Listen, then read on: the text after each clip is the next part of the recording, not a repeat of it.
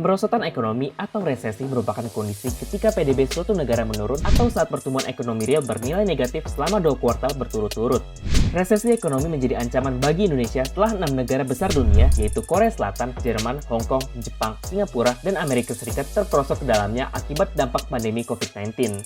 Bahkan, Amerika Serikat mencatatkan pertumbuhan ekonomi negatif cukup tinggi, yaitu 32,9% di kuartal kedua tahun 2020. Pada kuartal pertama 2020, negara adidaya ini mengalami kontraksi 5%. Jika Amerika Serikat mengalami depresi ekonomi yang mendalam, maka Indonesia yang aktif dalam perdagangan global harus bersiap dengan dampak resesi tersebut.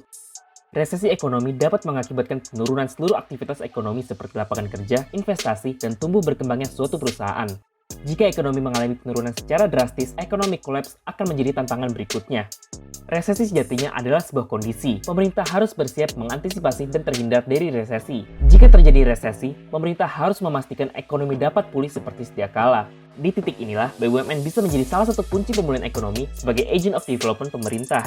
Apalagi, negara Cina telah menjadi contoh berhasil bagaimana kontraksi sebesar 6,8% di kuartal pertama tahun 2020 bisa dijawab dengan kebangkitan ekonomi dengan mencatatkan pertumbuhan ekonomi positif 3,2% di kuartal kedua tahun 2020. Melalui perencanaan untuk menggabungkan kontrol pandemi dan kebijakan pembangunan, iklim ekonomi Cina terus pulih dan operasi bisnis terus membaik.